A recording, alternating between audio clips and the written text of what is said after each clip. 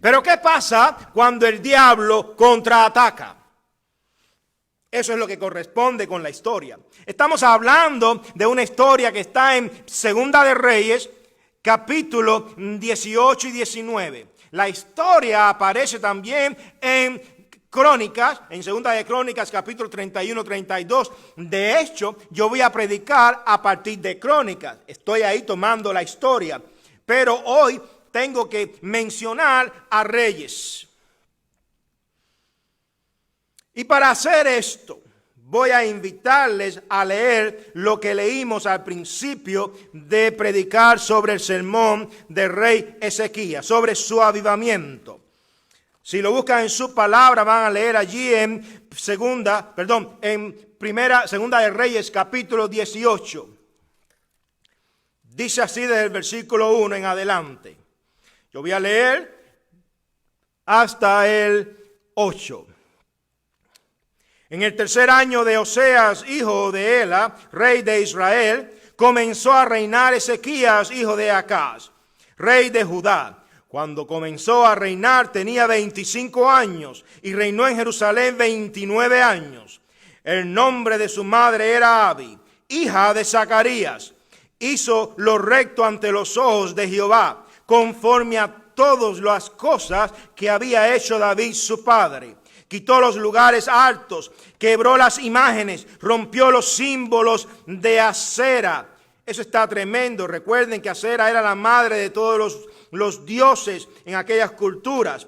Y se le conocía así entre los babilonios. En Babilonia era, por cierto, Ischa. Y esta diosa era la encargada de la fecundidad. Así que ellos se habían movido tanto, se habían alejado tanto de Dios, que aún habían reemplazado al Creador por alguien, por una diosa, quien supuestamente daba la vida. Qué tristeza el pueblo cuando se aleja de Dios. Continuamos leyendo el versículo 4. E hizo pedazos la serpiente de bronce que había hecho Moisés. Las cosas que en un pasado fueron de bendición para el pueblo de Dios, la iglesia, aquella iglesia del desierto que luego fue organizada bajo el reino, el gran imperio de Israel. Luego se dividió el reino, pero había sido muy poderoso.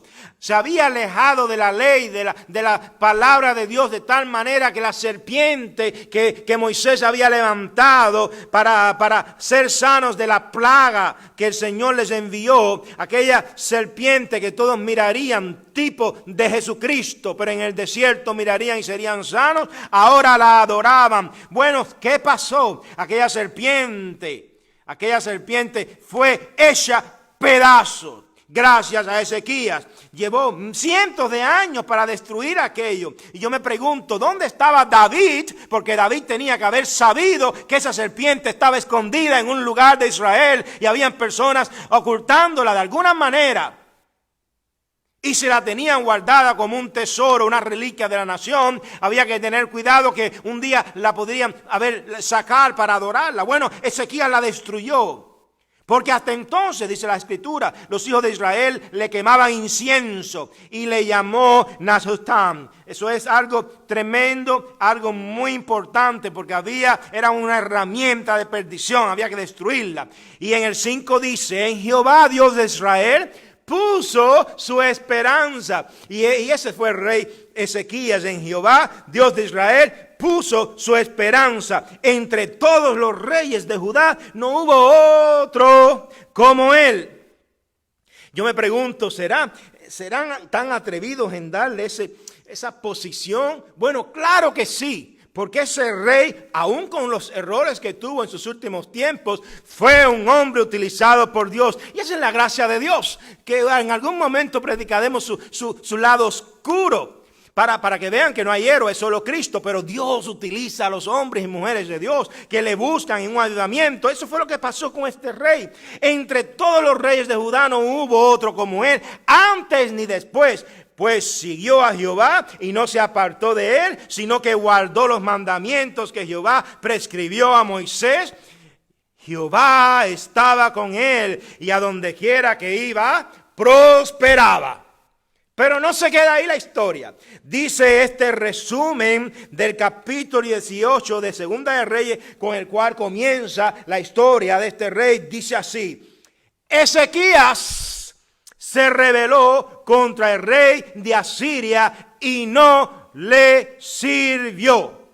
También derrotó a los filisteos hasta Gaza y sus fronteras, desde las torres de las atalayas hasta la ciudad fortificada, desde los límites de Israel donde habían torres de vigilancia hasta la gran ciudad de Jerusalén. Había una gran protección, pero este rey no se detuvo en lo que nosotros predicamos en los últimos domingos. Él hizo un gran avivamiento. Su avivamiento, su reforma fue: vamos a darle una reapertura al templo, pero de una manera diferente. Vamos a comenzar por arreglar las puertas, por abrir las puertas. Y dijimos que esas eran las puertas también del corazón que el pueblo de Dios tenía que restaurar, y también las puertas del templo. Y hablamos sobre esa porción de su reforma, la primera, la cual comenzó en el primer mes de su reinado. En el primer día, él dijo: vamos a hacer una gran reforma, vamos a abrir el templo que ha estado cerrado por muchos años.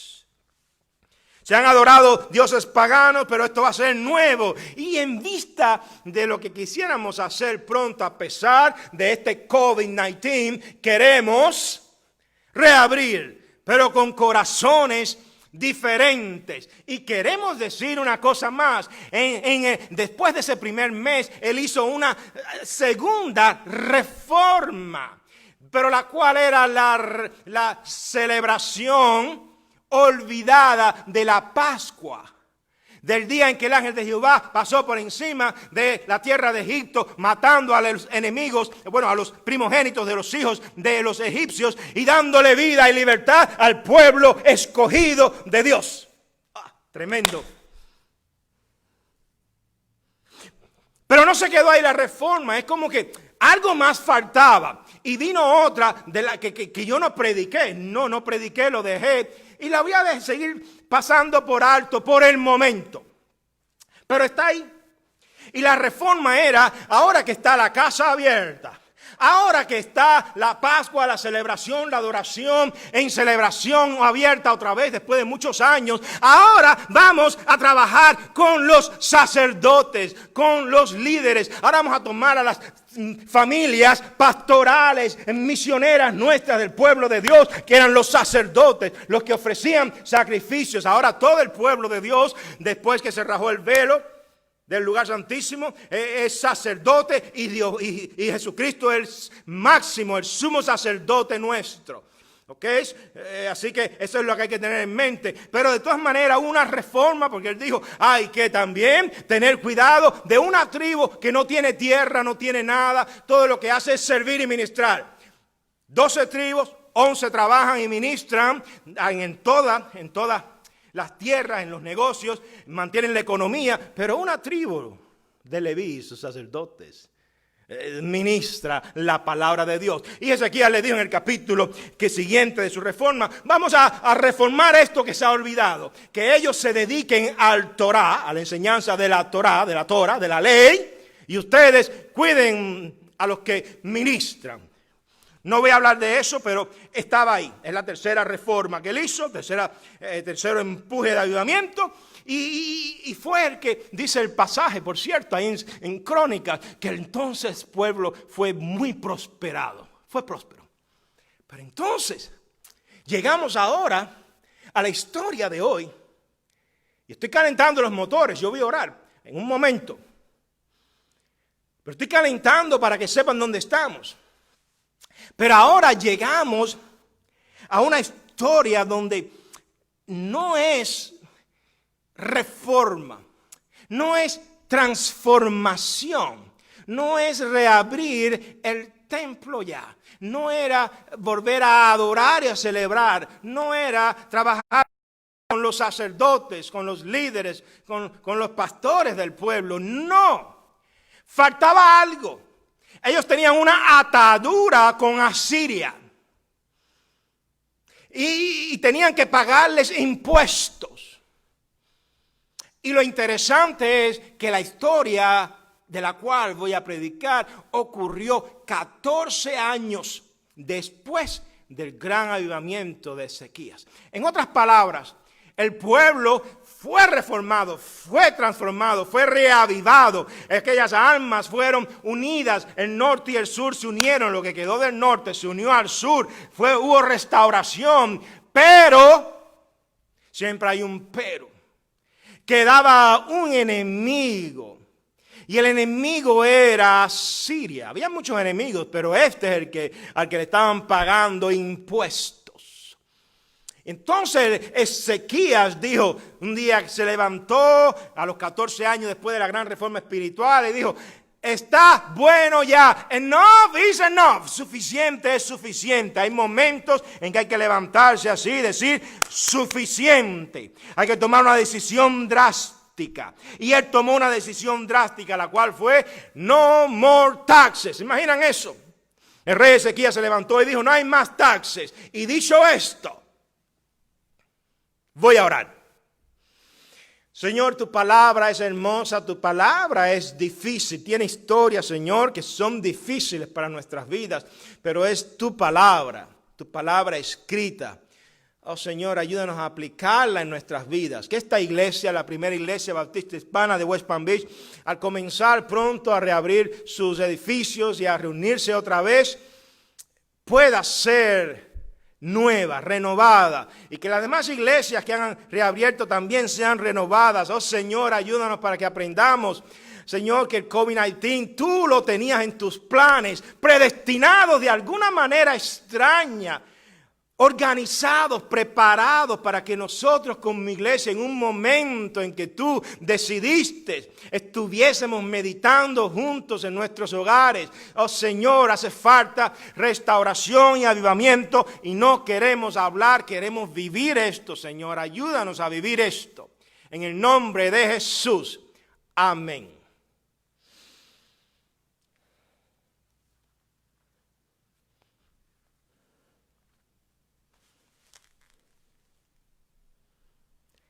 El diablo no estaba tranquilo. No. Leí en Segunda de Reyes, pero Segunda de Crónicas, capítulo 32, nos da la versión corta, resumida, que va al punto, que el pueblo de Dios preparó. La historia de los reyes, las memorias de los reyes, estos libros de los Maleks, de los reyes judíos, hebreos, eran importantes. Era una historia hermosa. Pero el libro de Crónica fue organizado para repetir el libro de Reyes, pero de una manera diferente. Ahí querían enfatizar solo la obra de Dios a través del pueblo de Dios. ¿Y cómo? Los reyes de Israel, aún en sus errores y toda la historia, aún en sus momentos difíciles, Dios la tenía preparada y orquestada para reorganizar a su iglesia, a su primera asamblea, aquel pueblo de Dios, con el liderazgo de un rey que, aunque tuviera defectos, era rey puesto por Dios. Lo que ellos no sabían es que sin querer lo estaban profetizando el rey que vendría un día descendiente del rey original, de David. Y este último rey cerraría verdaderamente esa dinastía y sería verdaderamente eterna y para siempre. Y en este proceso, Dios hizo que Segunda de Crónica llegara hasta nosotros para darnos la historia, Primera y Segunda de Crónica, de estos reyes, pero sus aspectos donde Dios directamente actuó. La crema de la historia. Reyes habla de todo. Pero Crónicas da la crema de la historia, y la crema es donde Dios intervino, solo esas partes. Ese es el gran valor del libro de Crónicas en el canon del Antiguo Testamento, y para nosotros los cristianos mucho más valor. Y la historia dice así: después de estas cosas, segunda de Crónicas capítulo 32, y de esta fidelidad vino Sennacherib. Después de estas cosas, después de los ayudamientos, después de todo lo que había, el tiempo bueno que Dios le había dado al pueblo gracias a esa reforma espiritual, a ese ayudamiento, pasó un periodo de 14 años y el pueblo estaba contento, estaba gozoso, pero quedaba un aguijón. Y es que parte del dinero del pueblo de Dios, parte de la asamblea, parte del pueblo que la asamblea de Israel recibía, almacenaba en sus ofrendas, en sus diezmos, en sus sacrificios, en todo. Parte tenía que ir a Siria para pagar tributos. Y el rey dijo: esto se tiene que acabar. Porque nuestro Dios Jehová, Amalek, el Dios Jehová, el Rey Jehová, que es nuestro verdadero Dios, no quiere eso. Él nos dio esta tierra, un regalo, leche, una tierra que produce leche y miel, para que lucháramos por ella. Y todas las cosas son nuestras, y todas las cosas son para bendición y ministración del pueblo de Dios. No para dársela al rey de Asiria, que por muchos años se les ha dado. Pero el rey de Asiria no le gustó eso. Claro que no le gustó. No le gustó. Y dice el pasaje: el rey de los asirios invadió a Judá y acampó contra las ciudades fortificadas con la intención de conquistarlas. Hermanos, puede ser que nosotros vivamos tiempos de avivamientos, tiempos de reforma espiritual, tiempos de abrir nuestros corazones, nuestros templos, tiempos en que restauremos nuestras familias que necesitan, tiempos en que nosotros gocemos de un refrigerio espiritual. Pero va a ser en esos momentos donde el diablo no se va a quedar tranquilo. Él va a obrar, Él va a trabajar, y yo predico esto erizado. ¿Y saben por qué? Porque el diablo no descansa. El diablo siempre está trabajando. Recuerden, él es un ser muy trabajador. Él es alguien él es persistente. Él está trabajando, él es un guerrero persistente. Siempre ha estado afanado en destruir la creación desde que Dios creó. Ustedes saben esto. Y la Biblia nos habla que nosotros tenemos prototipos de la obra del diablo. Y Sennacherib, teológicamente hablando, es una de esas obras. Es uno de esos personajes que es una representación de lo que el diablo hace. Es un personaje histórico. Sennacherib, rey de Asiria, un personaje histórico, un personaje que los arqueólogos han encontrado cientos de materiales, tablas escritas, talladas, contando sus conquistas, sus historias, incluyendo tablas que hablan sobre lo que el pueblo de Israel había significado y cómo le pagaban impuestos a él y cómo pelearon. Hay mucha historia que no está en la Biblia, que los arqueólogos han encontrado y están en muchos museos. O sea que la Biblia siempre se levanta de una manera victoriosa, demostrando que sus páginas son reales, son verídicas. Y en esta historia Sennacherib se levantó y él dijo, se enteró. Lo llamaron por la mañana en cuanto publicaron los periódicos de Asiria y salió: Israel no pagará más impuestos. Ezequías se levantó y declaró que no van a pagar más impuestos. Y cuando aquel rey se enteró,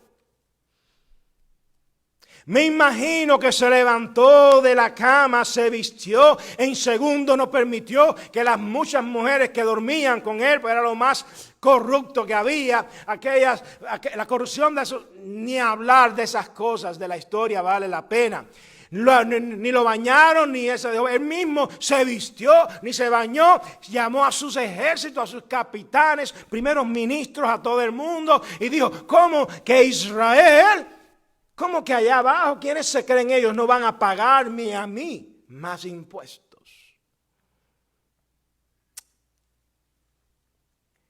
Aquel rey se rebeló. No podía aceptar lo que estaba escuchando. Y fue un contraataque del diablo a una actitud de una nación, de un pueblo, que decide, nosotros no le tenemos que pagar nada a nadie, porque nuestros tributos son para nuestro Dios. Nuestras ofrendas son para nuestro Dios. Nuestro Adonai, nuestro Adoní como dirían, o Adón, Señor. A más nadie. Y aquello fue extraordinario. Aquello revolvió la historia. Aquello lo que produjo fue una organización militar llena de estrategia, una organización, planeamiento de invasión, como jamás Sennacherib, aquel rey, había organizado. Asiria había preparado muchas invasiones, pero esa fue extraordinaria porque el mismo rey iba al frente. Llegaron allá abajo. El diablo llegó a la nación que se había rebelado, que no quería pagarle más nada al diablo. No querían nada. Y dice que invadió a Judá. Llegó e invadió y también acampó. El diablo piensa que él puede invadir así como así y todo se queda así y no pasa nada. El diablo piensa que puede perseguir a los cristianos. El diablo piensa que los cristianos del mundo pueden ser perseguidos y que no pasa nada. El diablo piensa que nosotros los cristianos podemos quedarnos humillados y centrados ahí sin pensar que nosotros somos un pueblo explosivo porque somos de Dios. No. Y llega y acampa. El diablo es así. El diablo es como león rugiente buscando a quién devorar. Recuerden eso, él siempre está buscando, llega y acampa. Lo que él no sabe es que el ángel de Jehová también acampa alrededor de los que le temen y le guardan. Quisiera hablar más de ese primer punto, pero hay algo que nos apresura y son los consejos para la iglesia de la primera y a cualquiera que quiera escuchar, para una congregación que quiere verdaderamente reabrir de maneras diferentes. Y hay que aprender mucho, hay que darle gracias a Dios por estos 3 meses. Sí, porque Dios nos hace meditar a todos. Sí. Y hay consejos que yo quiero darle cuando el diablo contraataca. Dice el pasaje que al ver Ezequías, el rey, que Sennacherib había llegado con la intención de combatir a Jerusalén, consultó con sus príncipes y sus hombres valientes. Quiero decirle, amados hermanos, cuando el diablo contraataca, cuando usted esté en problemas, si usted quiere hacer algo bueno, consulte, pida consejo. Si hay algo que pasa hoy en día en el mundo cristiano, en nuestras iglesias, es que las personas no piden consejos. Y cuando piden consejos, lo piden a las personas equivocadas. No los piden a los que están buscando la edificación del alma espiritual y del cuerpo de Jesucristo. A veces hay lenguas murmuradoras, chismosas. Eso pasa y hay que predicarlo constantemente. Pero aquel hombre consultó con sus príncipes y con sus hombres valientes. Amada iglesia, vamos a consultar, estamos todos consultando, todos juntos planeando, pensando cómo vamos a actuar como iglesia. Y a nivel espiritual, cuando usted está en problemas, ¿qué usted hace? ¿A quién usted le pide consejos? ¿A quién? Amada iglesia, consulta y pide consejos. Nosotros estamos así, en ese proceso.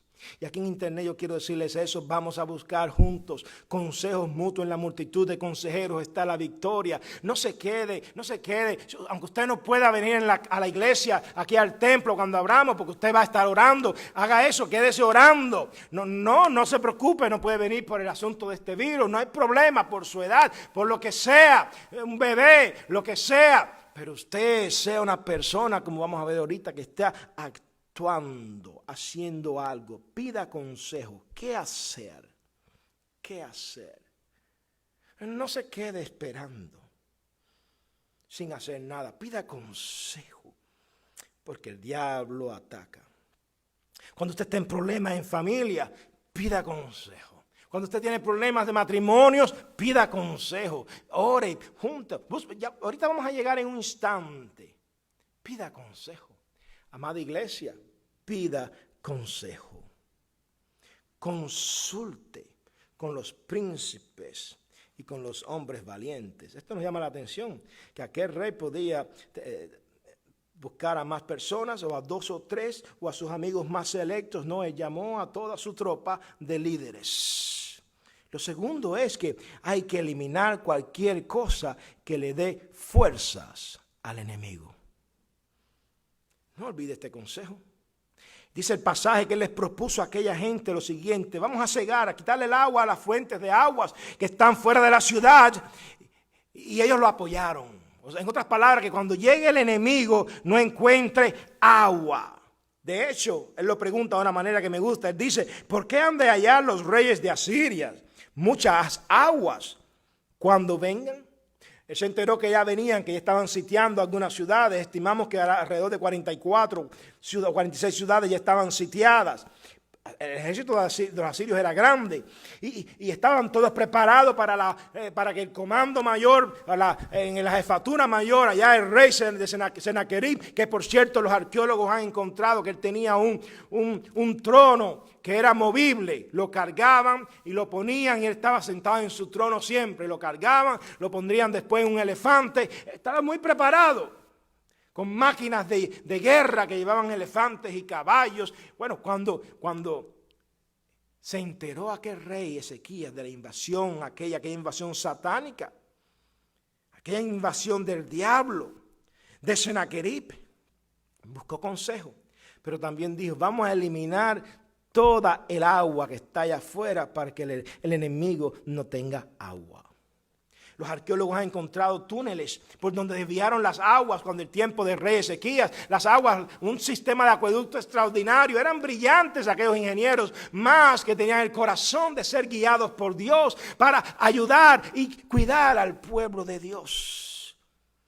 Y el rey Sennacherib y sus hombres no tenían agua. Hay más detalles en otros pasajes, pero aquí es donde estoy manteniéndome en Crónicas. Se quedaron sin agua. Hay que eliminar cualquier fuente de contagio espiritual, cualquier fuente en que el diablo, Sennacherib, nos ataque el corazón. Hay que eliminarlo. A veces la vanidad. ¿Qué produce vanidad? ¿Qué produce vanidad? Cada uno juzgue en su corazón. A veces la envidia, a veces son los celos, a veces la ira, a veces es la violencia. Hay muchas cosas donde el diablo sabe dónde llegar. Y es ahí donde hay que decir: Señor, ayúdame a cortarle el agua al diablo. Es tremenda historia. Lo que también le dijo aquel rey a sus líderes y al pueblo es: con ánimo, dicen, con ánimo resuelto edificó luego Ezequías todos los muros caídos e hizo alzar las torres y otro muro por fuera. Así que anímate. Vamos a animarnos. Hermanos, el ánimo es esencial. El diablo sabe que en momentos difíciles el desánimo es lo que primero ataca.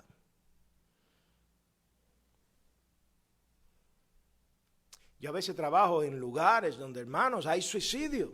y hay que aconsejar. Y hay personas que a veces no pueden más y quisieran suicidarse. Y hay que estarles trabajando y ministrando. Y de manera confidencial enseñarles que no se rindan y darle la palabra y confiar que Dios está obrando en sus vidas. Porque todo lo que se puede hacer es dar la palabra. Yo les digo algo, hermanos. Hay un desánimo muy grande en esta nación. Un desánimo político grande. Porque hay mucha división. No hay confianza. Cuando eso pasa, vamos a animarnos en el Señor. Dice, con ánimo resuelto se edificó luego Ezequías. Y me gusta el pasaje porque dice, todos los muros caídos. Hay muros caídos. Hay muros que hay que levantar. La Biblia siempre habla de muros. Cuando regresaron del cautiverio, recuerden con Esdras, Nehemías, todas aquellas historias. Zorobabel, levantaron los muros, reconstruyeron el templo, pero hay que levantar muros de protección. Y es interesante porque dice el pasaje que no solo se quedó ahí, sino que también en la iglesia aquella tuvo que aprender a fortalecerse, llenándose espiritualmente. ¿Y dónde vemos eso? Dice el pasaje, fortificó además a Milo en la ciudad de David, y también hizo muchas espadas y escudos. Milo significa llenura o estar llenos. Una palabra hebrea, milo.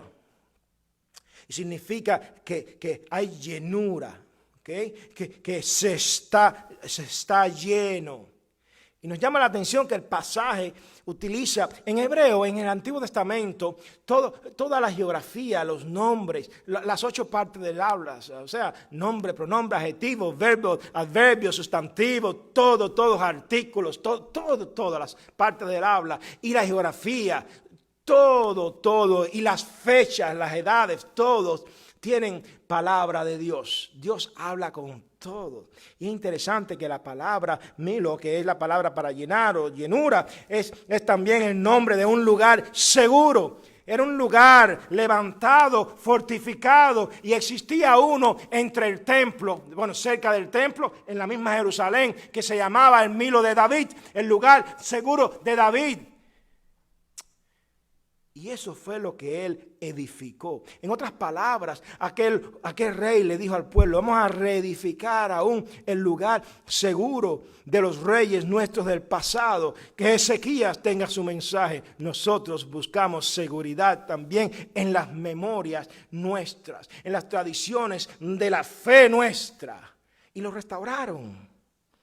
Pero no se quedó ahí la historia. Dice el pasaje que en ese proceso de restauración también tuvieron que aprender a recordar la obra del Espíritu. ¿Y cómo yo sé eso? Dice, y también hizo muchas espadas y escudos.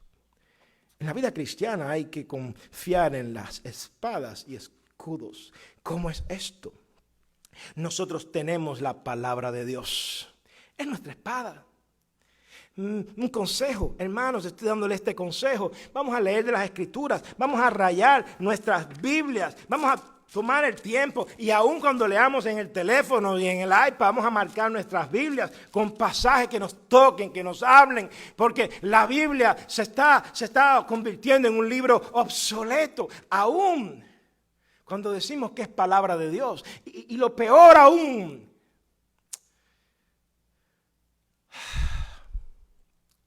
creemos que es palabra de Dios, pero no vivimos acorde a esa fe, a esa doctrina.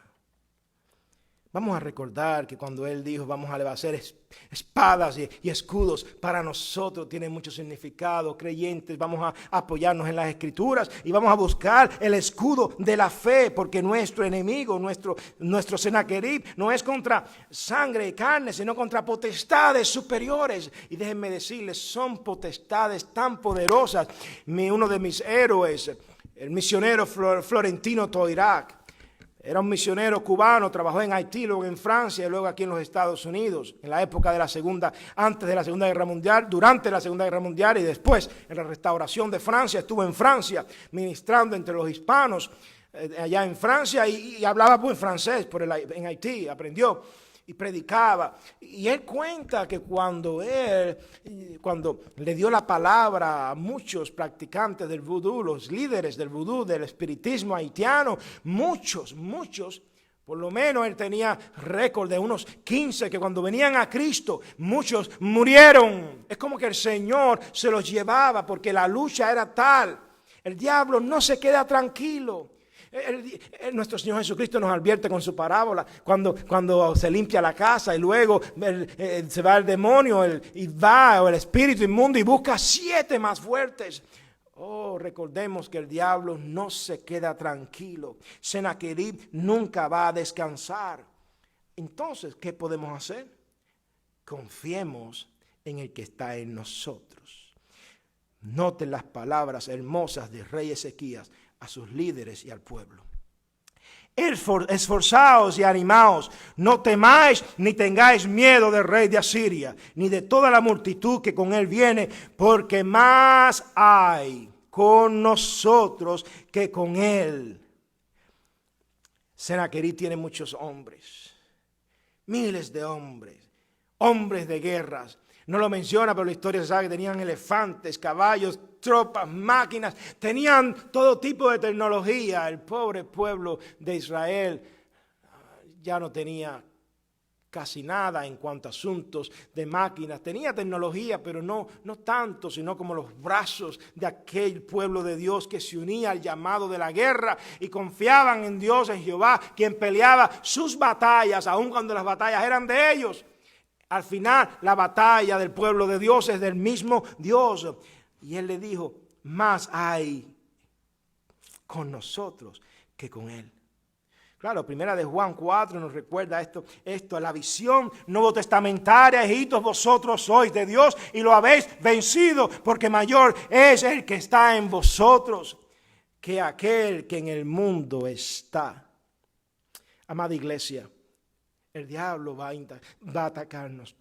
El diablo nos puede estar atacando, o nosotros mismos por nuestros pecados podemos tener ataques espirituales. Hay muchas maneras de la lucha, del combate, de la guerra, pero hay una realidad mayor, es el que está en nosotros, se llama Espíritu Santo, que aquel que en el mundo está.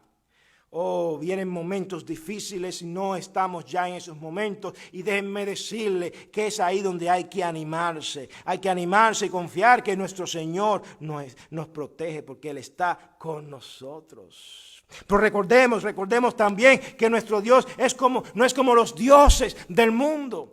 Porque Él es el mayor y único Dios, o mejor dicho, Él es el único Dios real y que existe. Los demás tienen ojos y no ven, tienen oídos y no oyen, tienen bocas y no hablan. Dice las Escrituras que Sennacherib, el rey de los asirios, mientras sitiaba la ciudad de Laquis, que era la más importante, vecina de Jerusalén, o sea, que era la ciudad, vamos a decir que gemela, era de la protección. Si Jerusalén caía, Laquis caía y viceversa. Laquis, la ciudad próxima, había que luchar por. Y él era inteligente, era un hombre militar. Sennacherib, el diablo sabe. Y entonces el rey Ezequías organizó su gente y organizó su tropa. Pero aquel rey se burló de él, le dijo: ¿qué ustedes piensan? ¿Que el Dios ese de ustedes, Jehová, los va a librar? Ustedes no han visto que los dioses de ninguna de las naciones que nosotros hemos vencido les libró a ellos. Sennacherib se le olvidaba que el Dios del pueblo de Dios no era un Dios cualquiera, era un ser. Nuestro Dios es un ser real, espíritu, y no sabemos cómo es eso. Eso es lo que nos dice el Señor Jesucristo. Dios es espíritu, es lo único que podemos. Dios se ha manifestado a través de la historia de muchas maneras para que tengan alguna idea. Oh Moisés, no te preocupes, yo sé que tú quisieras ver algo. Mira mis hombros. Y lo que nos imaginamos es que él vio una manifestación de los hombros de Jesucristo, que es también eterno. No sabemos muchas cosas, sabemos que es espíritu, pero sabemos con toda seguridad que nuestro Dios es un Dios real. No es un Dios cualquiera, no es un Dios como los dioses del mundo. No. Cuando Satanás ataca, Dios es real. Cuando Satanás nos quiere oprimir, nos quiere destruir, nos quiere desanimar, recordemos que Dios es real y mayor es el que está con nosotros. Nuestro Dios que aquel que está en el mundo es mayor. Oh, Dios es mayor que el COVID-19.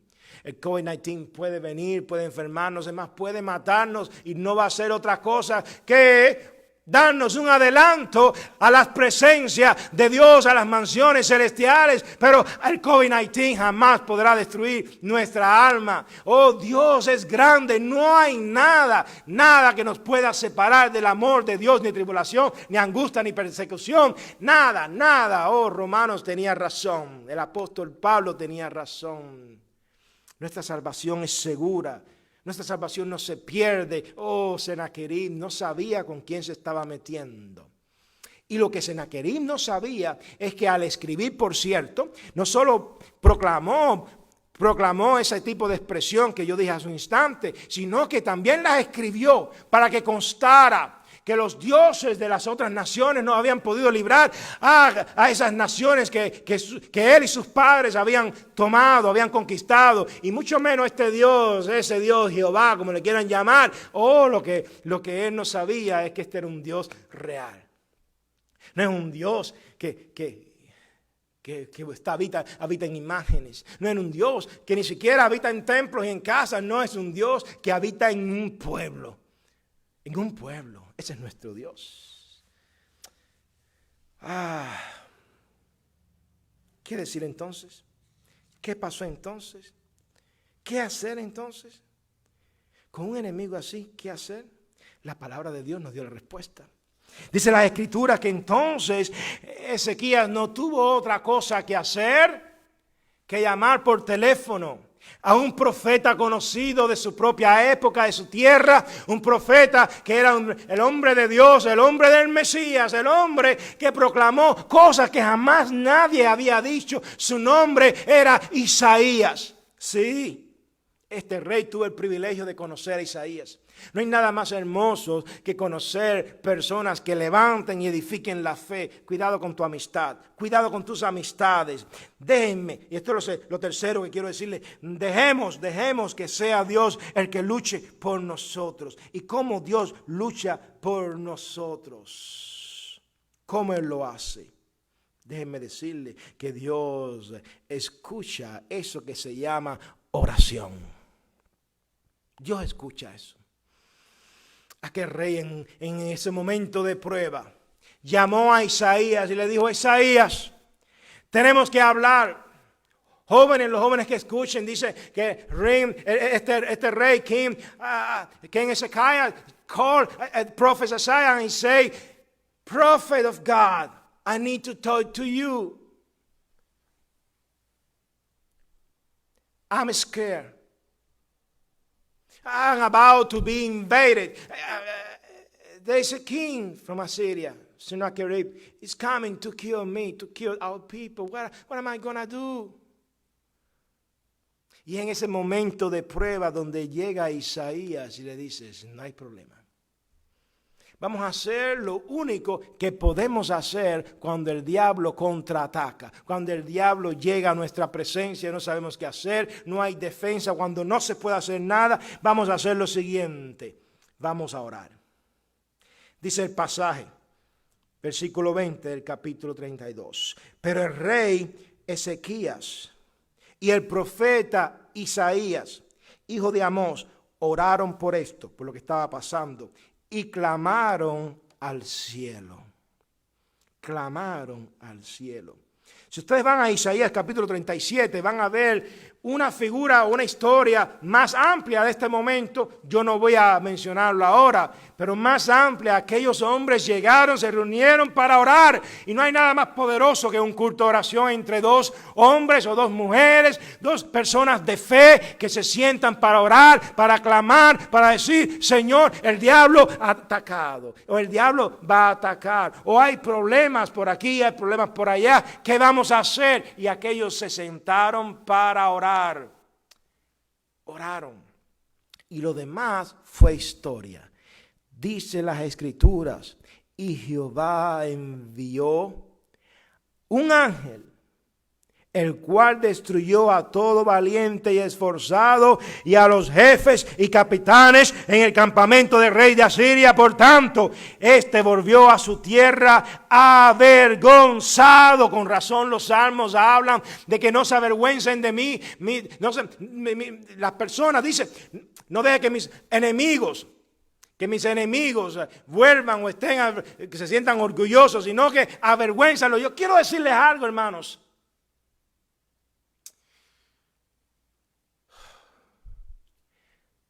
Son miles los que quisieran ver las iglesias de Jesucristo destruidas. Son muchos los que están gozándose porque las iglesias no pueden reunirse. En China el Partido Comunista está un sueño hecho una realidad, las iglesias no pueden reunirse. Pero muchos van a llorar porque cuando las iglesias no están de una manera visible. Y el pueblo no tiene a dónde ir, a dónde buscar. Los gobiernos nos pueden proveer. Y es allí entonces donde la iglesia tiene lo que se llama oración. Muchos en muchos países están contentos y déjenme decirle, y aún en esta nación hay muchos contentos porque muchas iglesias todavía no abren y porque en muchos estados la crisis puede empeorar, porque a veces lo perverso del corazón humano es que hay tanta perversidad que ellos ven negocios y siempre cosas buenas en lo malo que ocurra en una nación, en un pueblo. Pero déjenme decirles, allí donde cuando estamos orando con Dios, Dios obra. Dios obra. Y dice las Escrituras que Dios envió un ángel. Un solo ángel. Un mensajero. Solo uno que Dios envía es más que suficiente. Amada iglesia, ¿qué hacer entonces? ¿Qué pensar entonces cuando nosotros hablamos de reabrir la iglesia? Remontémonos en el primer sermón. Vamos a pensar en restaurar nuestro templo, pero lo más importante, restaurar la iglesia, las personas. ¿Cómo estamos los miembros de la iglesia los unos con los otros? No tapemos el sol con un dedo. A veces hay mucha deshonestidad en las iglesias locales, mucha deshonestidad. Oh, yo soy hijo de pastor y yo puedo decir que no. En la iglesia no solo hay hipocresía, hay muchas cosas peores. Yo tengo mis 49 años, las he visto y yo también he sido hipócrita. Oh, déjenme decirle, lo que hay en la iglesia a veces es peor que lo que se imagina, pero es la novia de Cristo. Así que vamos a buscar siempre abrirla y restaurar nuestros corazones para estar juntos en comunión. Vamos a pensar en el segundo sermón. Vamos a restaurar no solo la parte visible, sino que se vean corazones que adoran, que celebran las Pascuas de Dios. Y dijimos esa Pascua, la Pascua esta del Antiguo Testamento, no la enfatizamos como la cena del Señor ni nada de eso, sino como el momento de juntos celebrar. Celebramos una coinonía al vernos. Nos alegramos. Como dice Salmo 33, 133, mirar cuán bueno y cuán delicioso es habitar los hermanos juntos en armonía, si se acuerdan, en el versículo 3, porque allí envía Jehová bendición y vida eterna. Y en este tercer sermón, ¿qué aprender? El diablo no se va a quedar tranquilo. El diablo va a atacarnos, el diablo va a atacar las familias, el diablo va a atacar los matrimonios, el diablo va a atacar a los hijos, el diablo va a atacar a las familiares de todos tipos. Vamos a tener enfermedades, vamos a tener problemas difíciles, las deudas van a llegar hasta las nubes, los problemas financieros van a ser serios, muchas crisis, pero es allí donde Dios nos va a enseñar a llamar a Isaías. A ese hermano o esa hermana decirle, vamos a orar. Vamos a orar. Es allí donde Dios nos va a mantener doblados en las rodillas nuestras, clamándole. Y solo así Dios va a enviar su ángel. Dios va a enviar su ángel, y cuando Dios envía su ángel las cosas son diferentes. Oh, cuando Dios envía su ángel, Pedro y Juan salieron de la cárcel. ¿Se acuerdan también de Felipe? ¿Se acuerdan de Felipe, de carcelero? ¿Se acuerdan de Pablo, en la cárcel de Filipo? ¿Se acuerdan lo que pasó? Un ángel lo sacó. Cuando miramos la historia, podemos recorrerla desde Génesis a Apocalipsis. Cuando Dios envía ángeles, es algo serio. Es algo serio. Quiera Dios que entendamos esto. Quiera Dios que esta historia nos dé un renuevo en nuestras almas. Quiera Dios que nosotros confiemos en el Señor. Oremos. Señor, ayúdanos para que al mirar nosotros para abrir este templo otra vez, busquemos tener corazones unidos, clamándote a ti, juntos, Señor, buscando estar unidos en oración, buscando estar unidos en celebración, buscando estar unidos y confiando en tu palabra, buscando, Señor, servir juntos. Y si aquí hay alguien, Señor, escuchando en internet que no tiene a Jesús de Nazaret, Señor, clamamos por esa persona. Clamamos para que esa persona crea que hay salvación en ese Señor. En el nombre de Jesús. Amén.